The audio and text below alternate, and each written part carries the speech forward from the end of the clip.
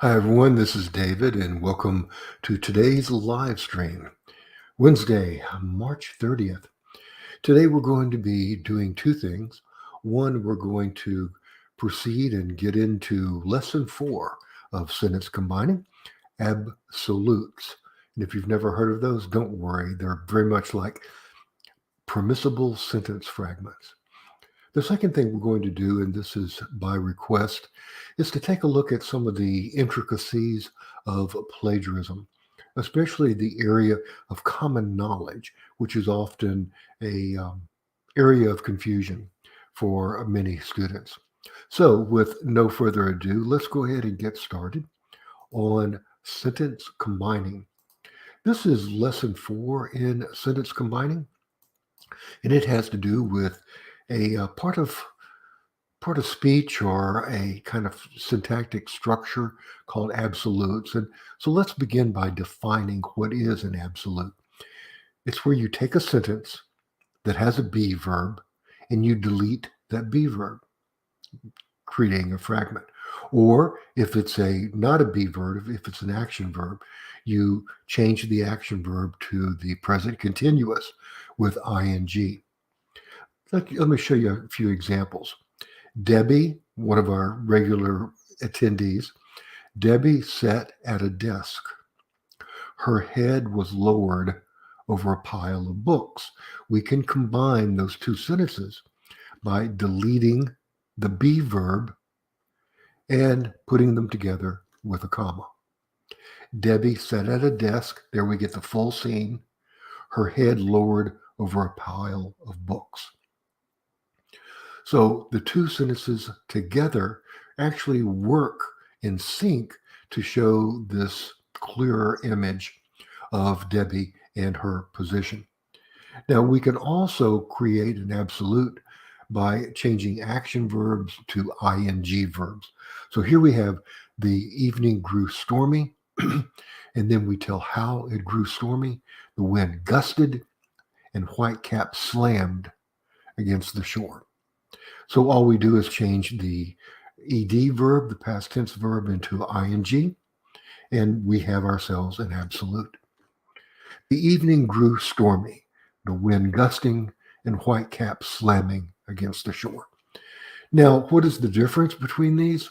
Well, there are three major differences. One is that you're using fewer words. Two is that you're combining separate thoughts, as represented by two sentences, into one thought.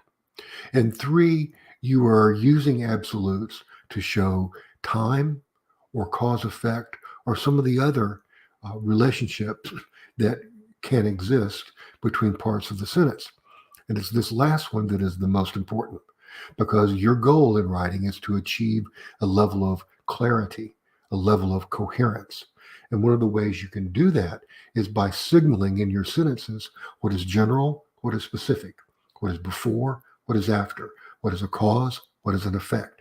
Those are very important things to do in your sentences, and the absolute helps you to do that. So let's talk more in depth about the particular uses of the absolute. One, you can take a larger scene, a larger concept, and instead of writing individual sentences about it as you break it down, an absolute can first set up the larger topic and then have fingering off of it the minor ones that support, illustrate, corroborate the overall main idea. Let's take a look. The subject struggled with the survey. That's the big thought there, the struggling. The subject's fingers fumbled with the pen. And so there we have the general, and then we have an illustration of the general. The subject struggled with the survey, comma, now show me the struggle, his fingers fumbling with the pen. Instead of saying two sentences, the subject struggled with the survey, his fingers fumbled. Those are two separate thoughts, but they're not really separate thoughts, are they? They're not equal thoughts. One is an illustration of the other. And so that's why we put it into a subordinate phrasing here, which is an absolute. Another example. of breaking a larger one into the sub parts. The grad student stood alone in the lab. Okay, great. Now, tell me more about that grad student without using extra sentences. You can do that by saying the grad student stood alone in the lab, her clipboard ready, her eyes focused on the door, a look of dread in her eyes. So, do you see how we took the larger scene, the larger idea, and broke it down into the supporting details in one sentence, therefore achieving a level of coherence that otherwise was not available to us? Now, here, these sentences illustrate more of a descriptive kind of prose, but the same principles can be applied to a discussion in academic writing of ideas, concepts, procedures, those kinds of things. And we're going to see some of those sentences in just a moment. But I wanted to use simple sentences to begin with in order to kind of illustrate the concepts. Another use of the absolute, this is an important one, and that is to indicate cause and effect. The ship's hull was torn apart by an iceberg. The ship sank into the Atlantic. Now remember, whenever we started sentence combining, we said that you want to go from implicit or unstated relationships to explicit or clearly stated relationships. Now here, the relationship that exists between these two separate sentences is understood. The tearing of the hull caused the sinking. Well, in more advanced professional level academic writing, you want to construct your sentence in a way that it clearly indicates that cause effect. Let's take a look. Because its hull was torn apart by an iceberg, the ship sank into the Atlantic. And you go, okay, good, I got it. I used the word because, shows the cause, and following it is the effect. Well, an absolute allows you to convey the same relationship, but with fewer words. Here it comes. We delete the because, we delete the was, the be verb, and we have ourselves an absolute. Its hull torn apart by an iceberg, the ship sank into the Atlantic. Now, I know that there's a very strong possibility, and please let me know in the comments, that you have never heard things like this before. You've never heard an absolute, or maybe you didn't know that you could use what is essentially a sentence fragment, its hull torn apart by an iceberg, as a part of a longer, wider idea or sentence. You can. So just because it's new, don't be shocked. Go ahead and accept the newness and know that these are legitimate, important ways of conveying thoughts in your sentences in a clear, coherent manner. Another use of the absolute is to show, and this is one of its most frequently used, is to show a time relationship.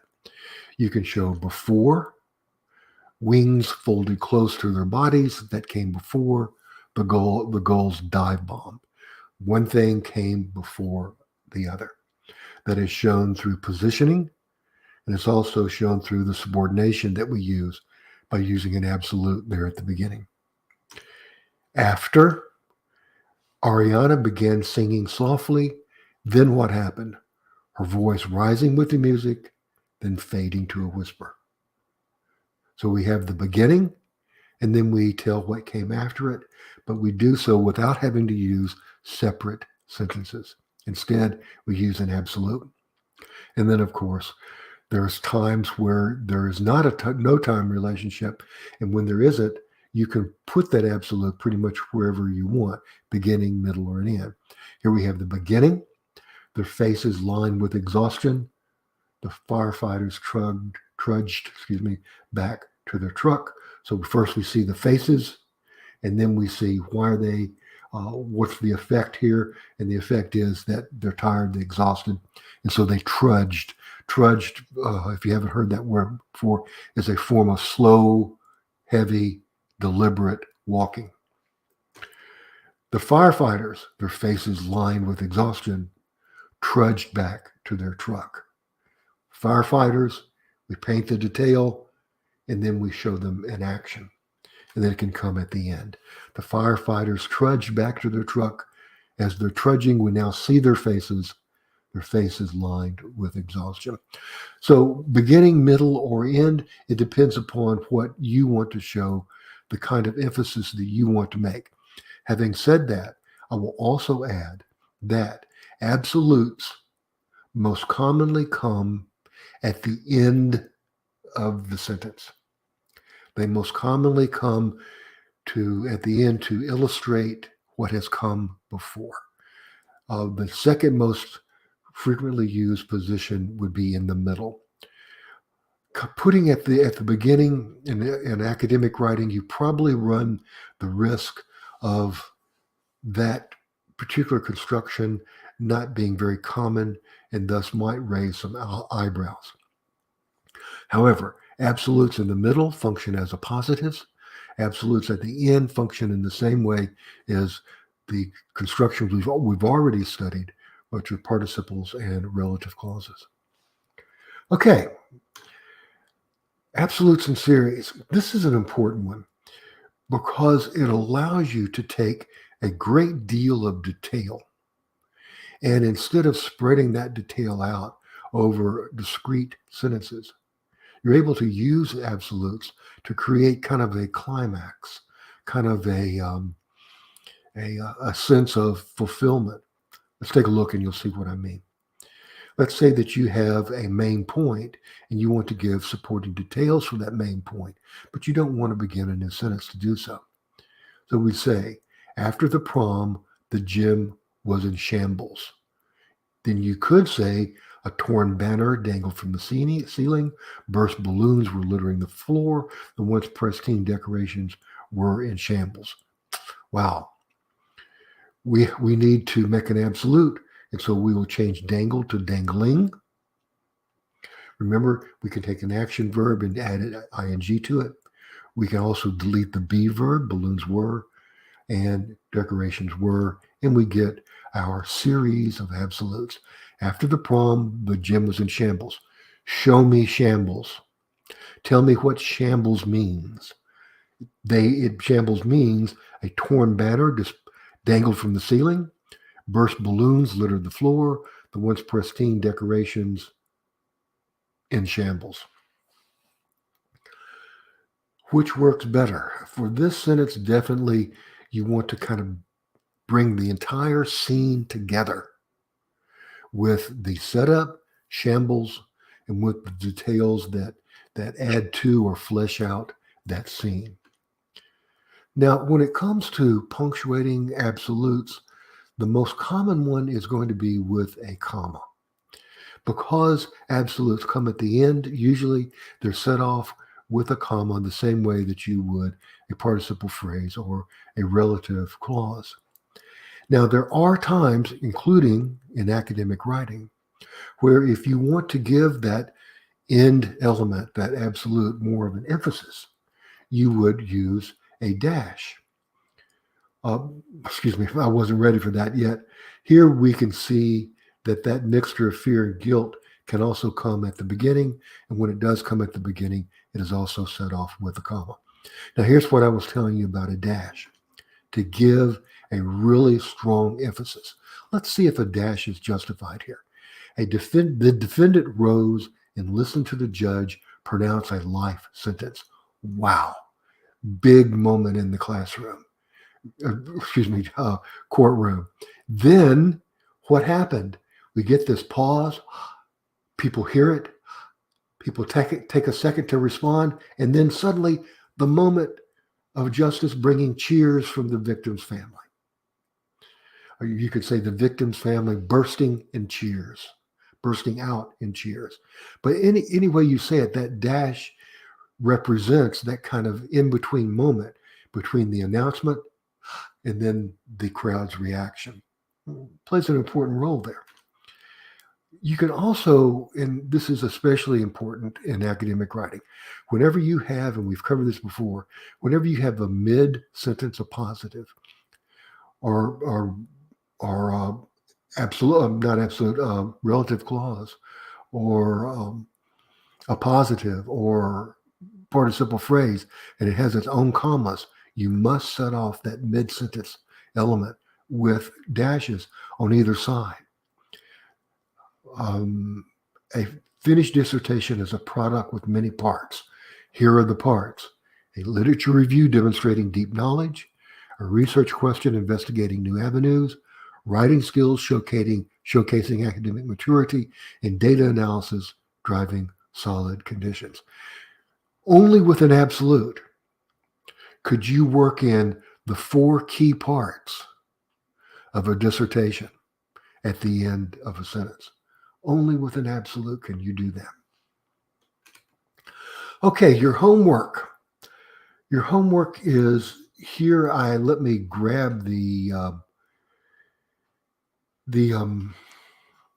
URL for you, and I'll put it in a chat.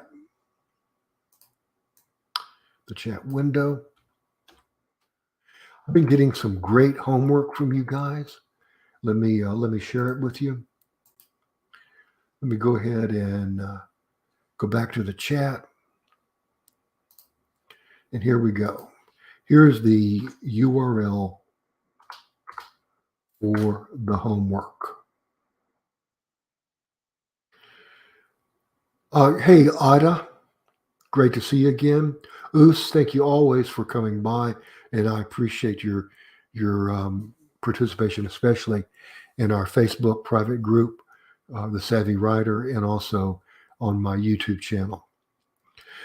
One other thing that I want to cover today, and this is by request, and this is that whole idea of common knowledge.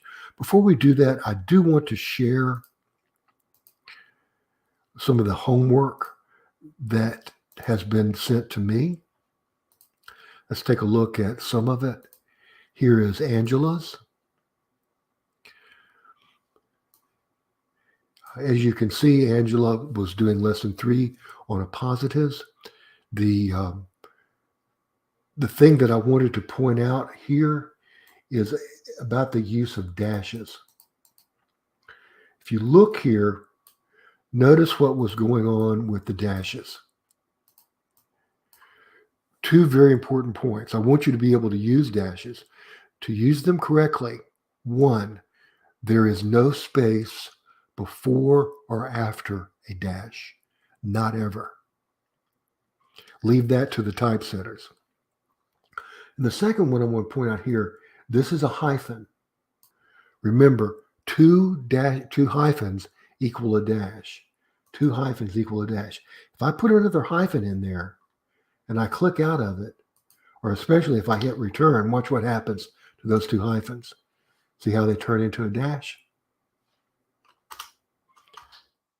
And to get back up there, I can then delete the unnecessary spaces before and after the dash. It's an important point. And that's about the only thing that I had to correct on that one. Let me share another one.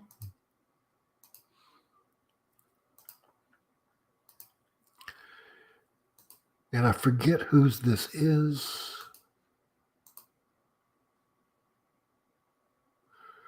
But we will share it anyhow. Oh, yeah, I did want to comment on that. This is okay. I don't want you to see this as an error. I just wanted you and everyone to know what another option, namely, is fine there. Depending on the context, namely could be the perfect word. But I just wanted everyone to know what your options are here. And another option for that would be simply the colon to introduce a list at the end of a sentence. In this case, the list isn't a positive. So that's all that I wanted to show you on that one. And what else did I want to show you? Oh, the homework.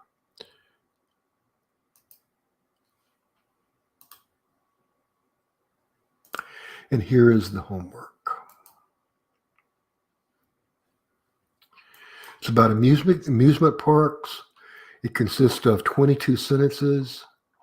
Keep in mind that not every group of sentences has to have an absolute, but some of them definitely cry out for absolutes. The children enjoy the rides, comma, their cries of delight echoing across the park.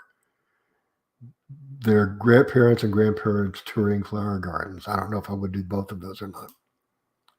Here, this is definitely an absolute. You can see them on the water rides, comma, their clothes drenched, their faces flushed with laughter, their arms linked in friendship. Very clear application. Remember, to create an absolute, you can delete the be verb, and you got your absolute. Okay, that is that. So let me also ask if there are any questions before we go into the next part of the presentation. Tiffany, hi Tiffany. Great to have you here alive and well. For all of you, and Rama, of course, Rama MD is here. Now, please remember that you can ask any questions at any time, and I will be happy to answer those questions. While you're generating your questions, let me go ahead and share the next little element that I wanted to share with you.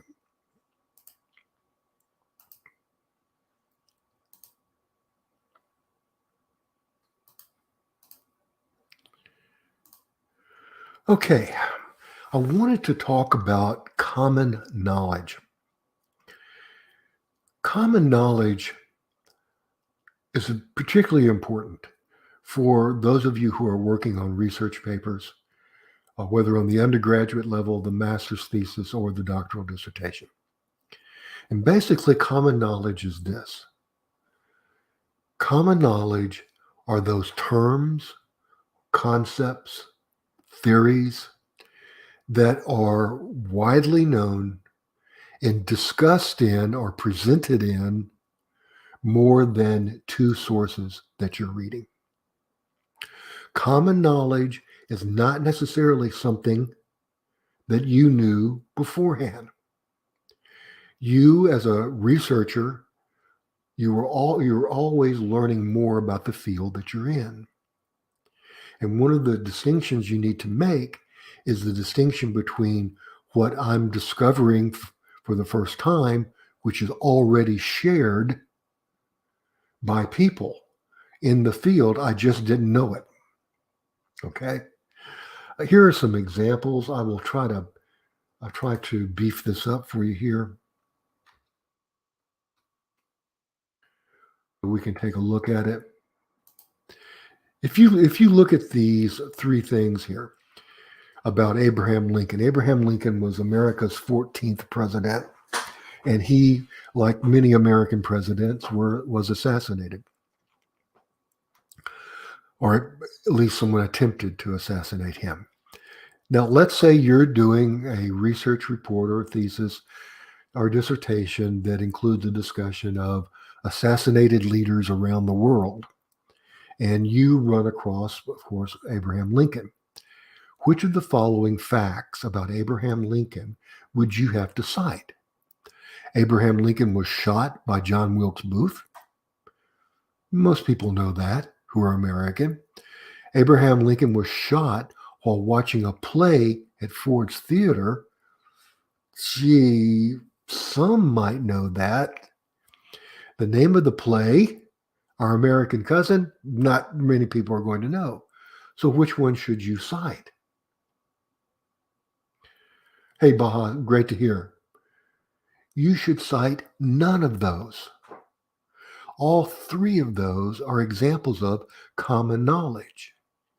All three of those facts are facts that you will see repeated in virtually any source that you read about Abraham Lincoln. In other words, those facts are not specific to one author.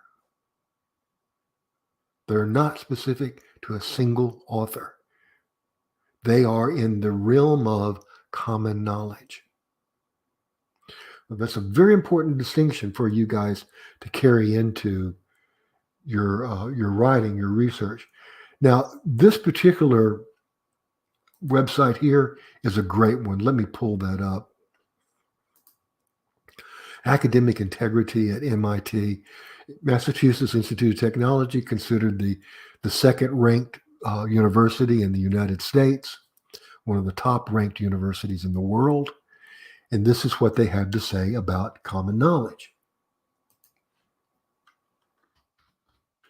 In case anybody questions you about this, refer them to the MIT website. It is information that most people know, water freezing at 32 degrees, information shared by a cultural natural group, that would be the case of Abraham Lincoln, knowledge shared by members of a certain field.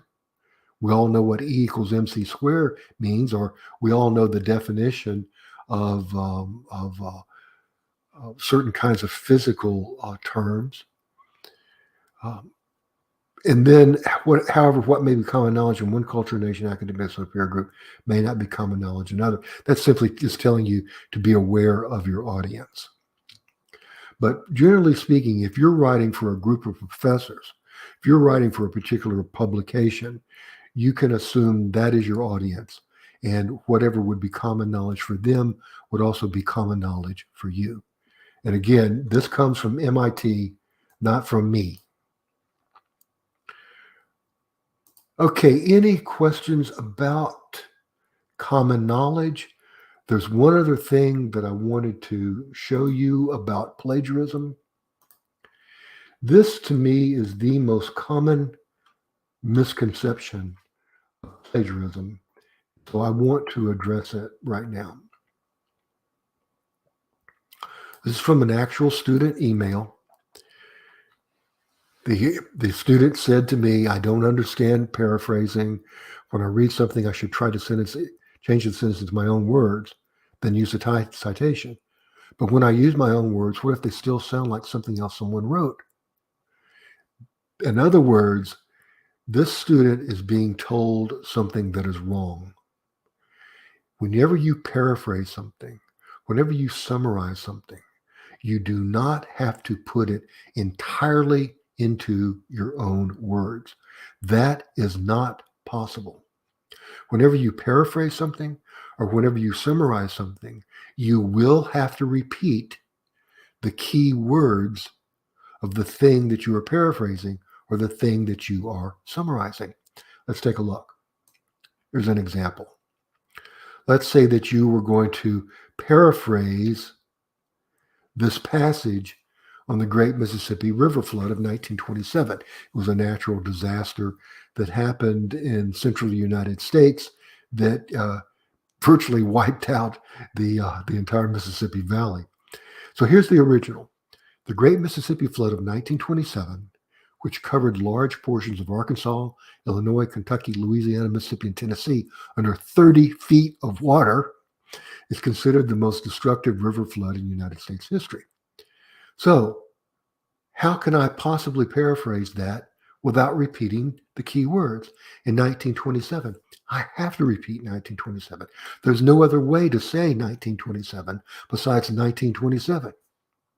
The same with the Great Mississippi River Flood. That's a proper noun. I cannot say that proper noun in any other way. But I also have things like a state. I have to repeat the names of the state. I'll also have to repeat things like flood. So if anyone ever tells you that you must change a passage completely into your own words, that is not true. What you're doing is changing it into your own phrases, into your own sentences, some of which may have to repeat key words. Okay, so let's go back here and let's get whatever questions that we're going to need. That concludes my formal presentation. Now, at this point, I answer your questions, and we fill out the rest of the chat with those. Okay, so tell me what's going on. Give me your questions. Tell me where you're from. Tiffany, where are you from? What degree are you working on? Baha is from Shanghai. Shanghai, one of the great cities in the world. Ada, ask a question.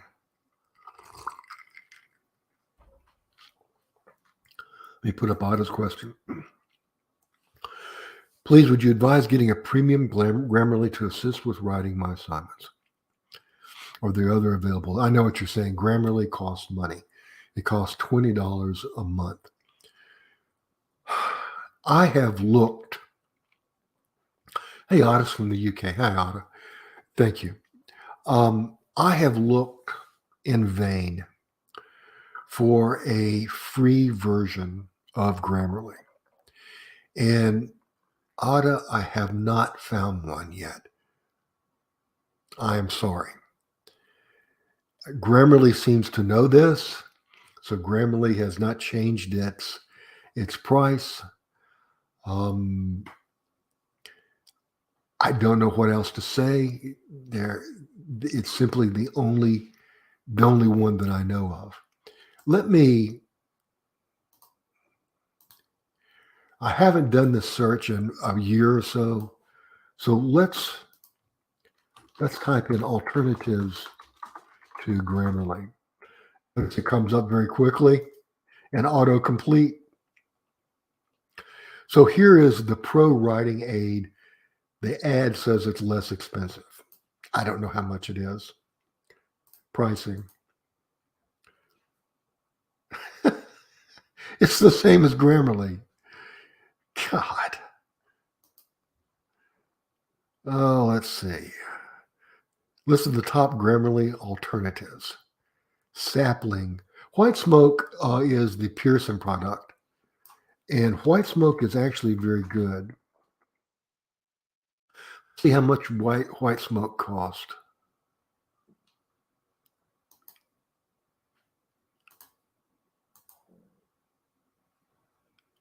Wow. Hey, there's an alternative. I like White Smoke. It uses the same basic algorithms as Grammarly does. I like it. Hey, White Smoke. Thank you for that question, Ada.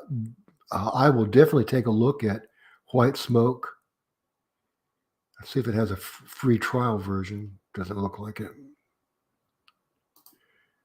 Oh, demo. Here's a demo. Oh, it's their demo, not a demo version. Sorry. Get it now. I bet I got to pay. Sorry, it's not letting me have a demo. Well, that's a good one. Thank you, Ada. Quillbot. Oh, Tiffany's from Illinois. How you doing? I've already completed my MBA. An author here for the continuous knowledge of writing. Well, great, Tiffany. It's great to have someone at your level. Please ask any questions that you have at your level, because most of the attendees here are getting their master's and their doctoral degree.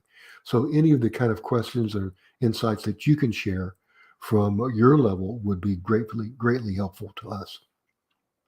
Let's check out Quillbot for Angela.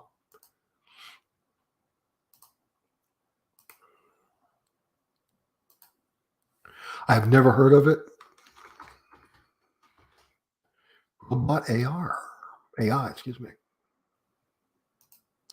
Quillbot Writer. Oh, that's the pair. Yes, they got in touch with me one time and wanted me to promote this tool on my YouTube channel, and I would not do it. I think it's a really dangerous tool to use. It's dangerous for two reasons. Quillbot, when I did my trial of it, did not accurately capture the real ideas of the passage I was trying to paraphrase. I think only a human mind knows what that human mind wants.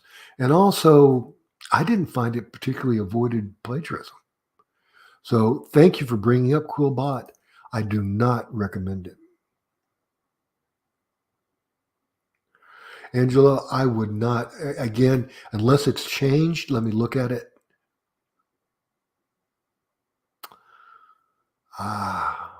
Be careful with it. They gave me my own account. I tried it out for a week and I found some potential problems with it, and I decided not to recommend the product. You're welcome, Angelo. And thank you for all the great homework that you're doing, Angelo, on sentence combining. I think the sentence combining is making a real difference in your writing, Angelo. And so if you want to comment on that, I would love to hear your comments, but I've seen some significant changes. Okay, Rajan. Hello, David. And I think you might be a first-time attender, Rajan. I haven't met you before. Here's Rajan's question. Would you mind explaining the difference between plagiarism and collusion? I have never heard the word collusion. Collusion in American English has a negative connotation. Collusion is not the same as collaborating.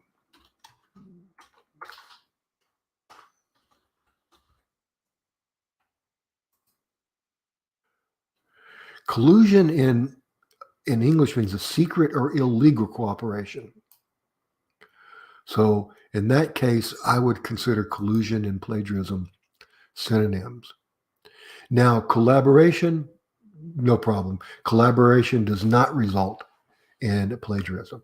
You both have your name on it, and you both are responsible for whatever is in it. Absolutely.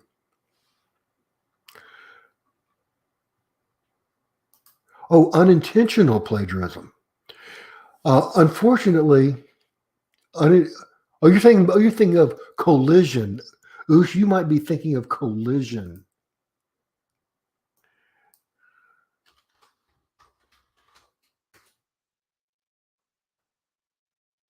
Where two things come together in a kind of violent way. Did I misread his note there? No, he said collusion. He said collusion.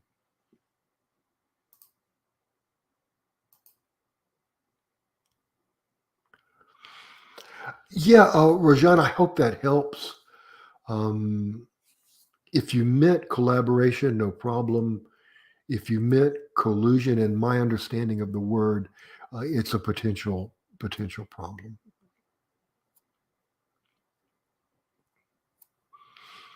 So many different versions of English. Did you know that the largest number of English speakers in the world is in India? India is the largest English speaking nation in the world. So we have Indian English. It was originally British English. It eventually kind of evolved. It's become its own language now. And then you have all the other versions of English. Two major branches are, of course, British English and American English. Okay, Goran. Thank you, Goran, from Montenegro. He's currently studying in China. Is it appropriate to change colored images to grayscale? And yes, you can change them, but you cannot claim them as your own. You can change them, but you cannot claim them as your own. Now, I have a video on YouTube on that, and it's called Citing APA Tables from another source. Let's see if the video comes up here. Yes, it does come up in YouTube. So if you take a look at this video, it tells you what to do when you have taken material from an outside source and changed change how it's configured. Yes, you're more than welcome. I'm trying to get to the point here where it discusses it. You're more than welcome to take data from any source you wish and make your own table out of it or your own figure out of it. You just have to cite it. YouTube's been awfully slow lately. Here it is, right here. That's called, what you're talking about is a reproduced table and figure. And here is how you cite a reproduced table and figure. And this includes reprinted tables, recreated and recreated tables.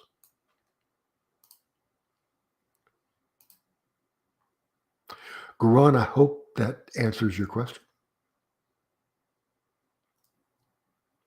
And how did you get from Montenegro in Europe to China? Why did you go to China? I know they have some great universities there. Oh, the video's still going. Sorry. Stop that video.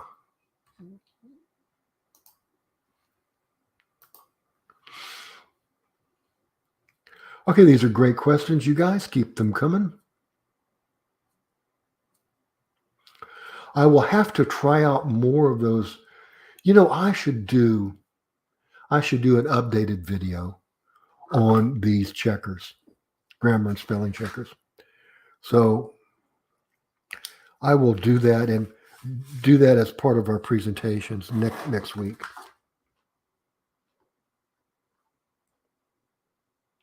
I should also do a video on common knowledge too. Because I think an explanation of common knowledge requires a lot more examples than I gave in today's presentation. Okay, more questions, please.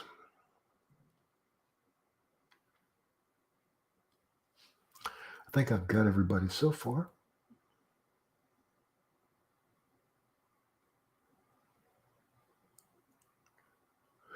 Oos, have you used Quillbot, and what kind of reactions do you have to Quillbot, or what kind of reactions have your professors given you to your use of Quillbot?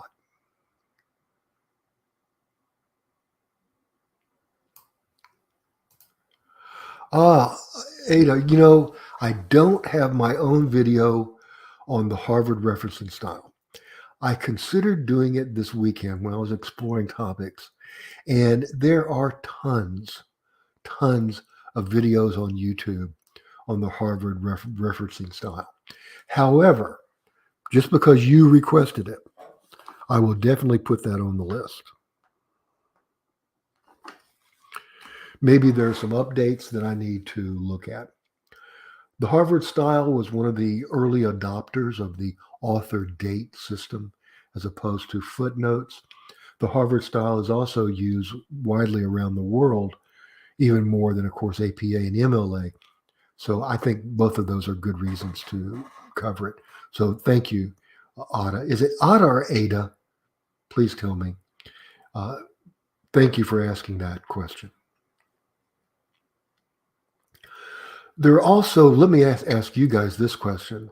There's also a referencing style called the Council of Science Editors.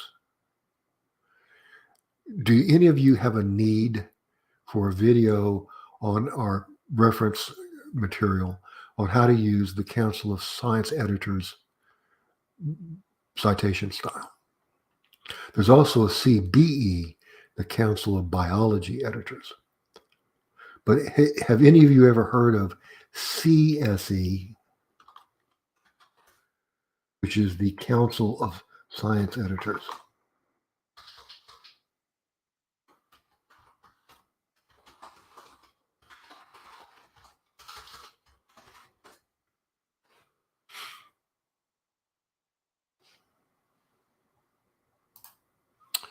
Okay, great questions.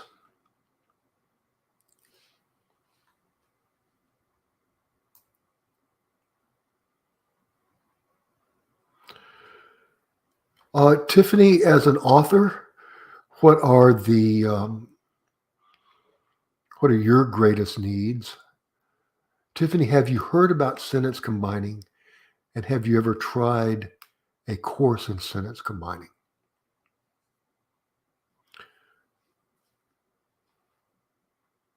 I'd like to get a professional writer's reaction to sentence combining.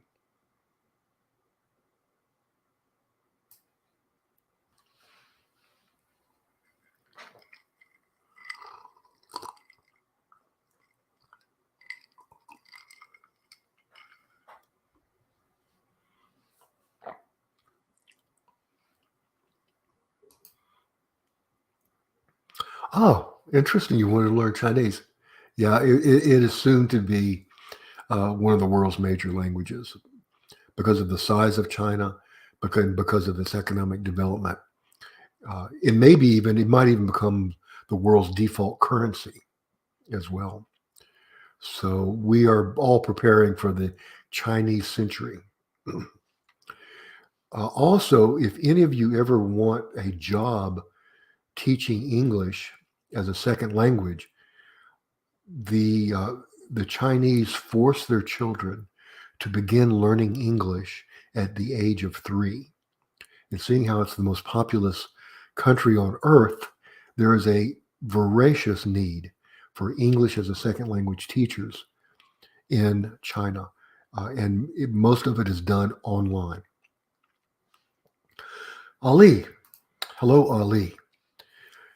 You're currently studying at USM in Malaysia. You're from the Sudan. We are suffering. We're suffering so much with English. What is the best way to enhance my paraphrase skills? Definitely great question, Ali. I can only imagine how difficult it is for a learner of English, a student of the English language, having to kind of double up, as it were, to a paraphrase. That is really unfortunate.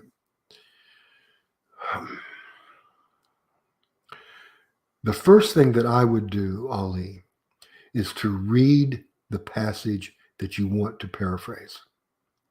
Then, without looking at that passage, please do not look at that passage. Then try to write it out in English without looking back at it. Then, once you have written it out in English without looking back at it, pick them up and compare the two. If you have only repeated keywords, you're fine. You must repeat keywords in a paraphrase. If you have constructed your own version of the sentences using your own syntax, your own construction, so to speak, you're fine.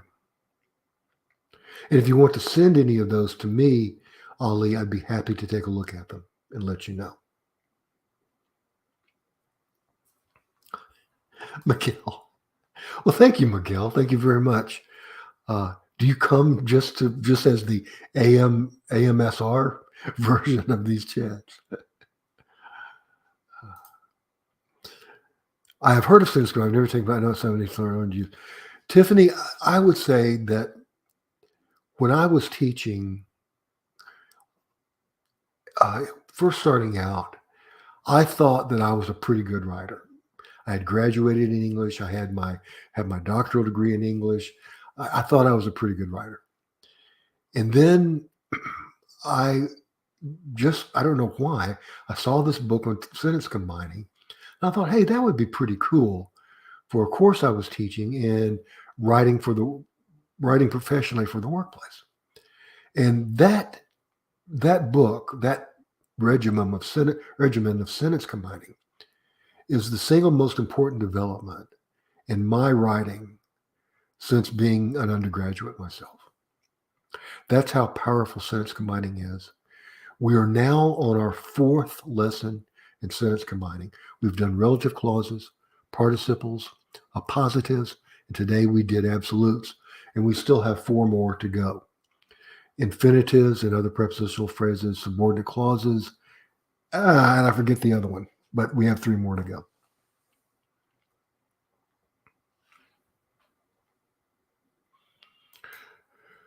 Okay, I've used a year ago, so but I had to reread and recheck for meaning accuracy. Overall, it's not bad since it's okay. Well, then Ali, did you see that comment, Ali? Likes it. Has found it valuable as an English language learner, although English is perfect. So, set back up. So, Ali, let me post Quillbot again. as a possible help for English language learners who must paraphrase?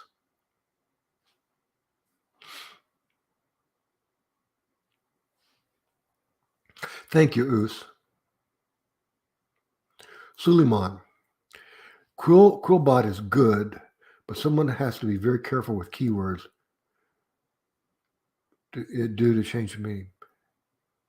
So you're saying that Quillbot changes the keywords and therefore alters the meaning? That is exactly what I found with Quillbot whenever they tried to get me to endorse the product. That it was not reliable in terms, because it's just an AI. It was not reliable in terms of capturing the meaning, the essence of the passage. That's exactly what I found. But I can also see, now that you guys are talking about it, and I thank you, Suleiman, for it, I can also see how it would be a great help, a kind of great first step for English language learners having to paraphrase. This is a great topic. I've never really thought deeply about the challenges of paraphrasing to an English language learner, but I can definitely see how there needs to be more attention paid to it.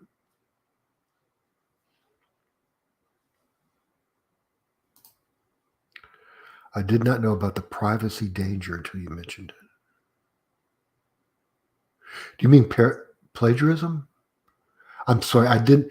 That if I'm not remembering what I said about privacy. Oops, I'm sorry.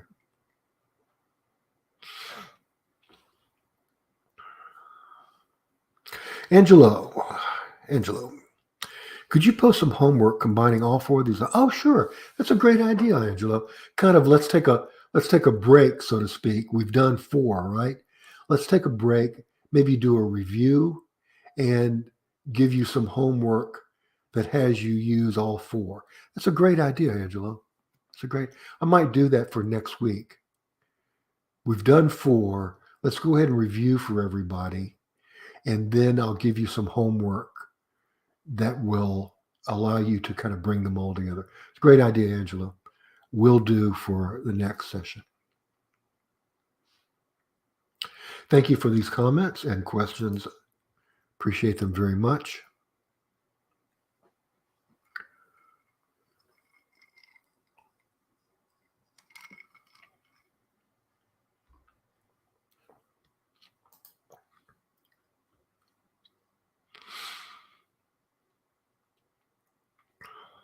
So, Tiffany, tell us some of the things that you write. Are you a freelancer? Are you a staff writer? Tell about that. Oh, you're welcome, Angelo, and you're welcome, Ali. Thank you both for bringing these points up during our chat, because believe me, it's not just you who are going to benefit from exploring these issues. And in this chat, there are, I don't know, up to 1,000 other people who watch these things on video playback. Miguel, we need to know how to teach writing to kids. Tell me about these kids. Are you teaching them to write in English as a second language, or are you teaching them to write in their native language? Two very different disciplines.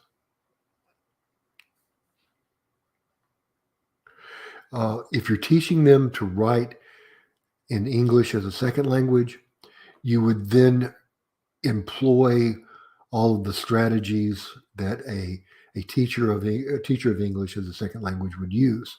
I use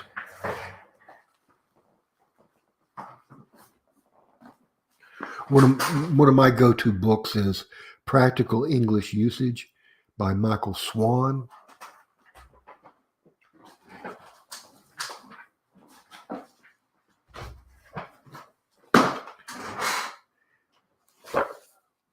And How to Teach English from Oxford University Press.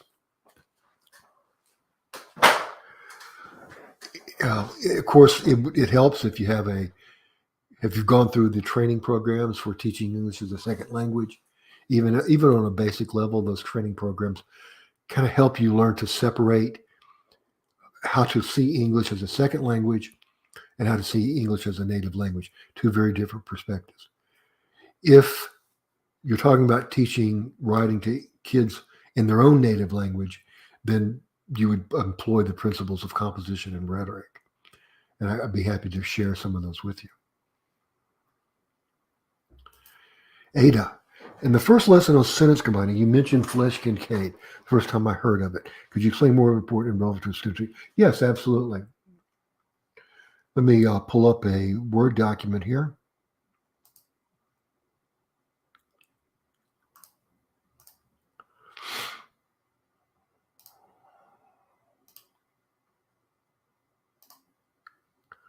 I have one still up.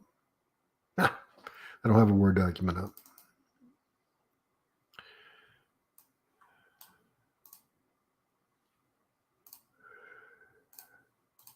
I didn't have anything prepared for this question, so give me just a second. I've got to open up a Word document written by somebody else. Here is one. Okay. All right. So let me make sure I'm sharing that. And there it goes. All right. Okay, you guys should now be seeing this Word document. Okay, great. Okay, so here's how it works. You've written this document, right? You go to Editor, and then you go to Document Stats. Are you seeing Document Stats down in the right-hand corner? You click on Document Stats. It's computing. And there are the document stats. So the Flesch reading ease is 48. And the Flesch Kincaid is 10.9. So the grade level is about the 10th grade in high school, 11th grade in high school. 48, that puts it about on a high school level.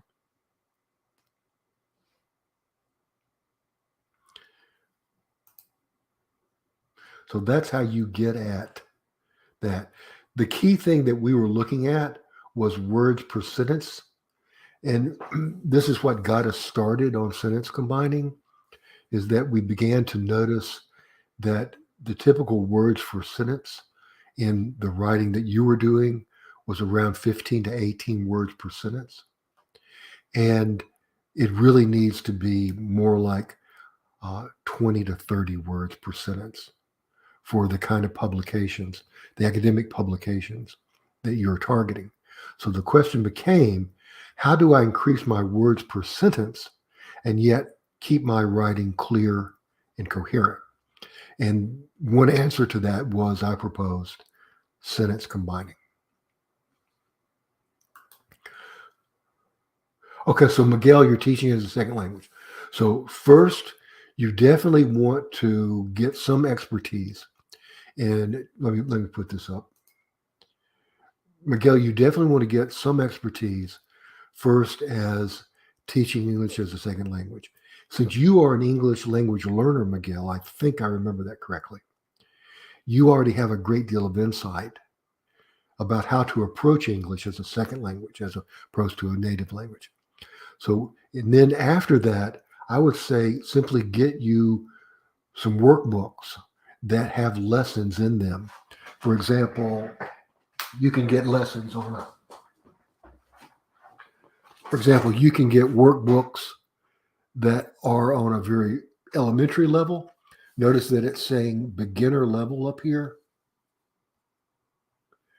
And so you can get workbooks like this that are on the beginner, intermediate, and advanced levels.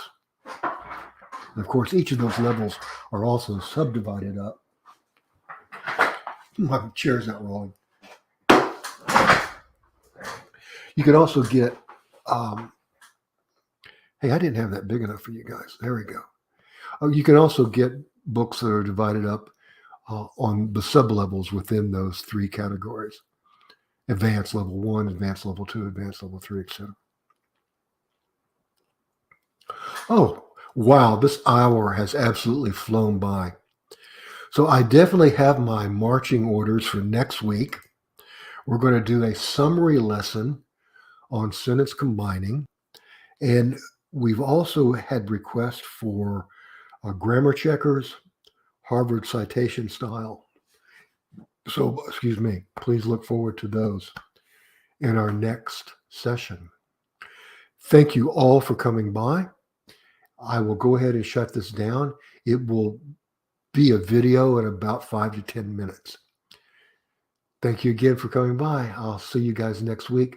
See you on the channel. If you haven't had a chance to check out our Facebook group, we have a private Facebook group called the Savvy Student Writer. And it is a way for you to keep in touch with me and with each other all during the week. The Savvy Student Writer on Facebook. Okay, talk to you later.